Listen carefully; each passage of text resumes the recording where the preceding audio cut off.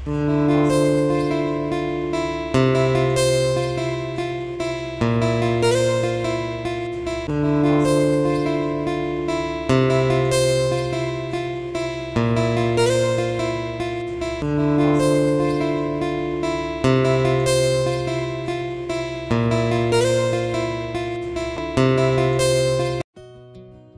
বন্ধুরা, কেমন আছো তোমরা সবাই? আশা করছি সবাই খুব ভালো আছো। আমি দীপা, আমার নতুন আরও একটি ঝলমলে ব্লগে তোমাদের সকলকে জানাই অনেক স্বাগত, অনেক ভালোবাসা।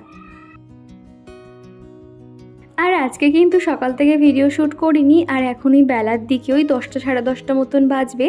এরই মধ্যে কিন্তু আমি অনেক কাজকর্ম সেরে নিয়েছি। সকালের বাসি কাজকর্ম, জিকুর পাপাও অফিস বেরিয়ে গেছে, ওকে টিফিন বানিয়ে দিয়েছি। আজকে রান্নাঘরটা পরিষ্কার করব, সেই জন্য ভাবলাম বেলার দিক থেকে ভিডিও করা শুরু করব। আর এর মধ্যে আমি অফ ক্যামেরাতে অনেক কাজকর্ম করে নিয়েছি। এমনকি এই তো স্নান করে বেরিয়েছি, আর সাথে কয়েকটা জামা কাপড়ও কেচে দিয়েছিলাম, সেগুলো এখন মেলে দিচ্ছি। বাইরে কিন্তু প্রচুর রোদ, আর আজকে কিন্তু তেমনই গরম পড়েছে, কোনো কাজকর্ম করাই যাচ্ছে না। তো সেই জন্য সকাল থেকে না স্নান টান কিছু না করে বাসি কাজকর্মগুলো করে নিয়েছি, যেগুলো করতে বেশি কষ্ট হবে বা বেশি সময় লাগবে সেগুলো করে নিয়েছি। তো তারপরে এখন ধীরে সুস্থিতে সমস্ত কাজকর্মগুলো করছি। আর চিকু কিন্তু এতক্ষণ বেডরুমেই খেলা করছিল, সেই জন্য বিছানা চাদরটা এরকম হাল হয়ে রয়েছে, আর বালিশগুলো। তো এখন ওকে ওই ঘরে পাঠিয়ে দিয়েছি, এখনও খেলা করছে। আর এখন এই তো আমি ঘরটা পরিষ্কার করে নিচ্ছি, কেননা একটু পরে তো রান্নাঘরে কাজকর্ম শুরু করব। আর তখন সেই সমস্ত কাজ সেরে এসে তখন তো জামাকাপড় তো ভিজে যায়, আর তখন বিছানার কোনো কাজে হাত দিতে পারবো না। সেই জন্য রান্নাঘরে যাওয়ার আগে বেডরুমের সমস্ত কাজকর্ম সেরে তারপরেই যাব। আর এরই মধ্যে কিন্তু আজকে মাছের ঝোল রান্না করে নিয়েছি। আর আজকে যেহেতু রান্নাঘরটা পরিষ্কার করব, সেই জন্য কোনো রকম কিছু এক্সট্রা ঝামেলার কোনো রাখিনি, সেফ মাছের ঝোল ভাত করে নিয়েছি। আর চিকুকে কিন্তু একটু পরেই আমি স্নান করিয়ে খাইয়ে দেব। মোটামুটি সংসারে যাই কাজকর্ম থাকুক না কেন, আগে কিন্তু চিকুর খাওয়ানোটা ঠিক টাইম মতন করার চেষ্টা করি, তারপরে কিন্তু বাকি কাজকর্ম। আর এই তো এখন তো ভারী কাজ বলতে তো ওই ঠাকুর পুজো করা, স্নান, এই দুটো হয়ে গেছে। তারপর ধীরে স্বস্তিতে কিন্তু রান্নাঘরটা পরিষ্কার করতে পারবো। আর এখন এই তো প্রতিদিনের যে ডাস্টিং ক্লিনিংয়ের কাজগুলো থাকে সেগুলো এখন করে নিচ্ছি। আর এই কদিন ধরে একটা জিনিস খুব লক্ষ্য করছি, আমি যেহেতু রাস্তার দিকে জানলাটা একদমই খুলি না বললেই চলে, শুধুমাত্র যখন ঘরের কাজ করি তখনই খুলি, বাদবাকি সময় কিন্তু আমি বন্ধ করে রেখে দিই। আর সেই জন্য দেখছি কিন্তু ঘরে অতটা কিন্তু ধুলো একদম নেই বললেই চলে। হালকা একটা আস্তরণ পরে সেটা মুছে নিলেই হয়ে যায়।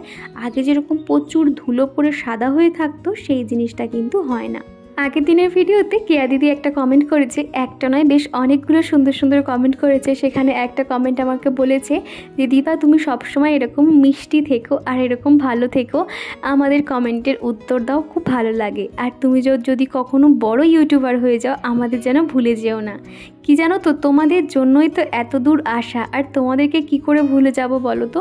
তোমরা যখনই কমেন্ট করো আমি কিন্তু সাথে সাথে উত্তর দেওয়ার চেষ্টা করি, সেটা ছোট কথা হোক কিংবা বড়। আমি কিন্তু তোমাদের রিপ্লাই দিই, তারপরে কিন্তু বাকিটা আমি ভিডিওতে এসে আমি বলে দিই, কেননা এটা আমার দায়িত্বের মধ্যেই পড়ে। এছাড়া কিন্তু আরও অনেক কমেন্ট এসছে, আমার সাদা কুর্তিটা খুব সুন্দর, আমি কিভাবে লিপস্টিক পরি সেটা অবশ্যই তোমাদেরকে শেয়ার করব কোনো একটা ব্লগের মধ্যে। আর এই যে তোমরা এত সুন্দর সুন্দর প্রতিদিন কমেন্ট করো না, এই যে চিকুর জন্য ঈশ্বরের কাছে প্রার্থনা করো, সত্যি এই জিনিসগুলো না আমার খুব ভালো লাগে। মানে মনে হয় যে এই নিঃস্বার্থ ভালোবাসাগুলো আমার ভাগ্যে ছিল, আমি কখনোই ভাবতে পারিনি। তো এখানে স্বর্ণালী একটা পর্দার লিঙ্ক চেয়েছিলে, আমি কিন্তু আমার কমিউনিটি পোস্টে দিয়ে দিয়েছি। আর তোমরা অনেকে লিপস্টিকেরও লিঙ্ক চাইছো, সেটাও কিন্তু আমি কমিউনিটি পোস্টে দিয়ে দেবো। আমার এই কাজের মাধ্যমে তোমরা ঠিক কতটা উপকৃত হচ্ছ সেটা জানি না, তবে বলবো আমার যদি কিছু দেখে তোমাদের কিছু জানার আগ্রহ থাকে, বা আমার কোনো জামা কাপড় বা কিছু ভালো লাগে, সেটা আমি অনলাইন থেকে নিই বা অফলাইন থেকে নিই, তোমরা যদি জানতে চাও আমাকে অবশ্যই বলো, আমি কিন্তু সমস্তটাই তোমাদেরকে জানাবো। আর এদিকে দেখো রান্নাঘরটা কিন্তু পরিষ্কার করতে চলে এসেছি। তার আগে এই যে সেলফ কাউন্টারে যাবতীয় যা ছিল একটা ঝুড়ির মধ্যে নামিয়ে নিয়েছি। ওই একটা একটা করে নামাতে গেলে কিন্তু অনেকটা সময় লেগে যেত, সেই জন্য ঝুড়ির মধ্যে করে নামিয়ে পরিষ্কার করছি। সপ্তাহে একটা দিন কিংবা মাসে একদিন এইভাবে ঠিক পরিষ্কার করে দেখেও রান্নাঘর কিন্তু সবসময়ের জন্য পরিষ্কার পরিচ্ছন্ন থাকবে। তোমরা অনেকেই কমেন্ট করো না আমি রান্নাঘরটাকে এত সুন্দর কিভাবে গুছিয়ে রাখি। এই যে মেনটেনেন্স, সমস্ত কিছু মেনটেনেন্সের উপরে নির্ভর করে আমরা রান্নাঘরটাকে ঠিক কতটা ভাবে গুছিয়ে রাখছি, কিভাবে পরিষ্কার করছি, এটা কিন্তু নির্ভর করে। আর এই তো সেলফ কাউন্টারে প্রত্যেকটা জিনিস নামিয়ে ভালো করে একটু একটা ঝাড়ু দিয়ে ঝুলগুলো যেখানে হালকা হয়েছিল সেগুলো ঝেড়ে নিয়েছি। তারপরে কিন্তু স্ক্রচ ব্রাইট দিয়ে এই যে টাইলসগুলো দেখতে পাচ্ছ তার সঙ্গে একটু ভিম লিকুইড নিয়ে আমি সমস্ত জায়গা ভালো করে ঘষে নিয়েছি। তারপরে কিন্তু একটা সুতির কাপড় দিয়ে এই যে টাইলসগুলো মুছে নিয়েছি। কি পরিমাণে পরিষ্কার হয়েছে দেখতে পাচ্ছ। আর এমনিতেও যে খুব একটা নোংরা পড়েছিল সেটা বলবো না, হালকা একটা স্পট পড়েছিল তেল চিটচিটে, ওই যে তেল যখন রান্না করি উড়ে উড়ে পড়ে না, সেটাই আর কি। তো সেগুলো ভালো করে মুছে নিয়েছি, মোটামুটি উপর থেকে ধরেছি, উপরের কাজকর্মগুলো সেরে আস্তে আস্তে নিচের দিকে নামছি। আর এদিকে যে সেলফ কাউন্টারগুলো দেখছো এগুলোও কিন্তু ওই যে খাবার যে সোডা হয় আর আমি যে বাড়িতে যে লিকুইডটা বানিয়েছিলাম তো সেই লিকুইডটা দিয়েই কিন্তু সেলফ কাউন্টারটা পরিষ্কার করব। তো প্রথমে না গ্যাসটা নামিয়েছিলাম, তো তারপরে ওই জায়গাটা ভালো করে পরিষ্কার করে নিয়ে তার উপরে আবার গ্যাসটা দিয়ে দিয়েছি। আর আজকে ভেবেছি রান্নাঘরে প্রত্যেকটা জিনিস যেটা যেখানে আছে সেটা কিন্তু সেখানে রাখবো না, একটু এদিক ওদিক করে ঘুরিয়ে রাখবো। তাহলে কী হবে, দেখতে তো অবশ্যই ভালো লাগবে, এতেও কিন্তু একটা বেনিফিটস রয়েছে যেটা আমি আমার রিয়েল লাইফে রিয়েলাইজ করেছি, সেটাই বলবো। এই যে ইদানিং এত পরিমাণে বাইরে হাওয়া হচ্ছে, তখন কিন্তু রান্না করতে গেলে রান্নাঘরে জানালা বন্ধ রাখতে হচ্ছে।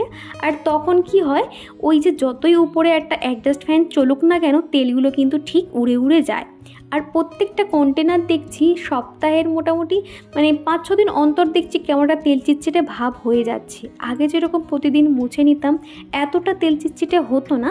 তো সেই জন্য ভাবলাম এই যে গ্যাসের পাশে যে সেলফ কাউন্টারটা রাখি সেটা আর রাখবো না, সেটা আমি ঘুরিয়ে এই যে একটা রান্নাঘরে জানালা দেখতে পাচ্ছ এর উপরে রেখে দেব। তো দেখো আমি কিভাবে রাখছি, আর আশা করছি এই টিপসটা তোমরা ফলো করলে তোমাদেরও অনেকটা হেল্প হবে, তোমরা একটু খাটুনি থেকে বেঁচে যেতে পারো।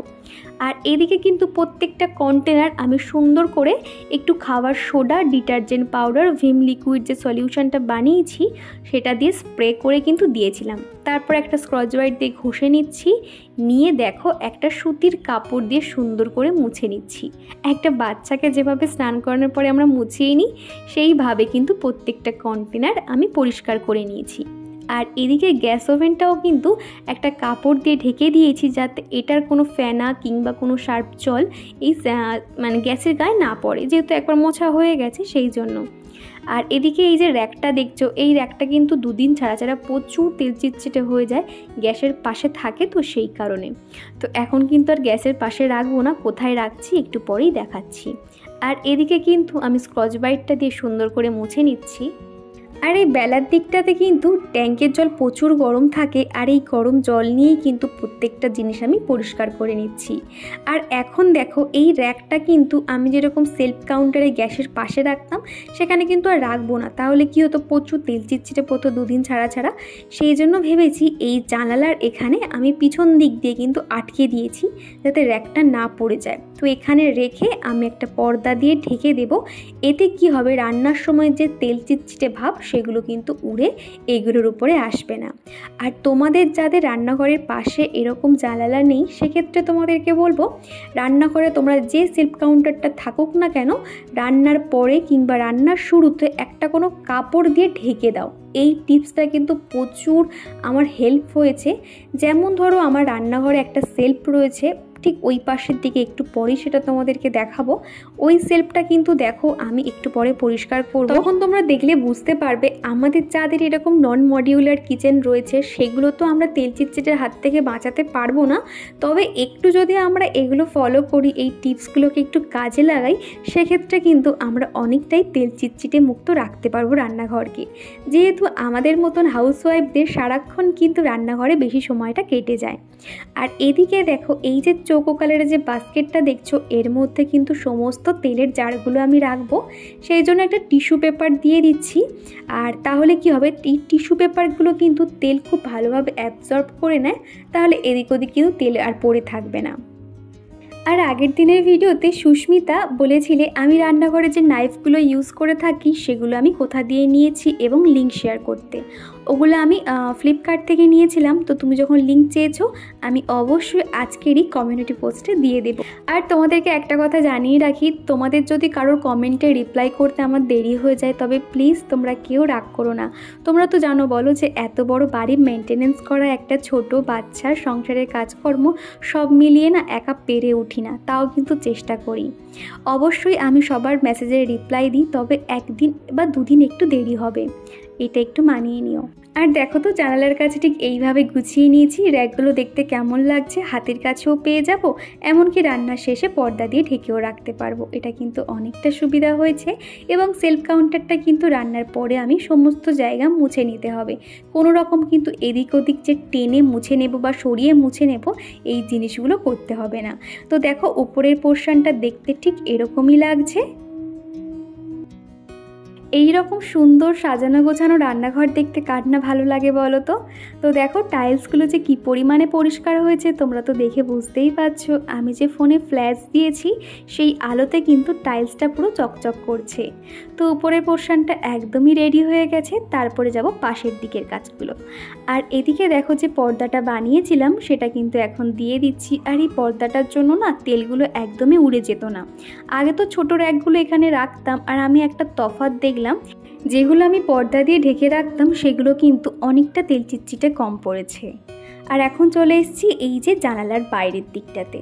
তো এটা তো দেখেছো প্রায় 1 সপ্তাহ বা 2 সপ্তাহ আগেই কিন্তু রান্নাঘরটা আমি আবার পরিষ্কার করেছিলাম। আর তখন কিন্তু জানালাটা খুব ভালো করে পরিষ্কার করেছি।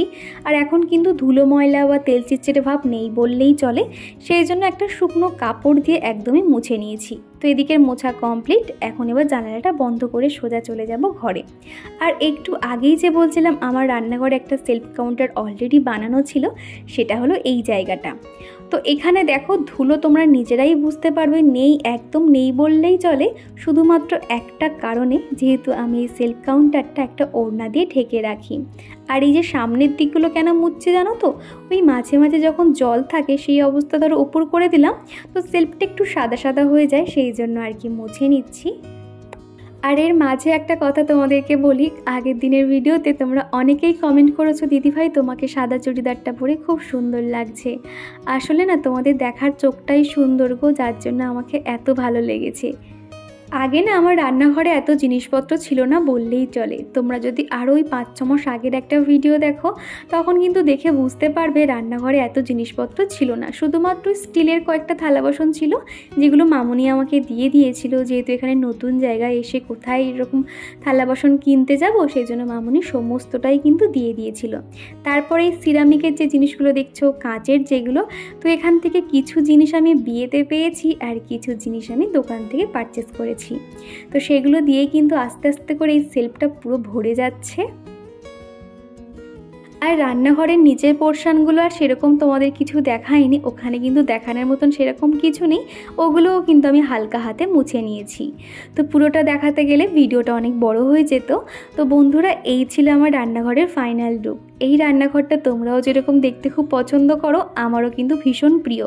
আর আজকের ভিডিওটা তোমাদের কেমন লাগলো অবশ্যই কমেন্ট করে জানিও। আর এই ভিডিওটাতে যদি তোমরা অনেক ভালোবাসা দাও তাহলে কিন্তু কিচেন মেকওভারের ভিডিও অনেক তাড়াতাড়ি আসছে। আর তোমরা কি কিচেন মেকওভারের ভিডিও দেখতে চাও অবশ্যই কিন্তু আমাকে কমেন্টের মাধ্যমে জানিয়ে দিও। ফ্রিজের মাথাটাও কিন্তু আমি অফ ক্যামেরাতে পরিষ্কার করে নিয়েছিলাম। তো চলো বন্ধুরা আজকের মতো এখানেই বিদায়। তো টাটা।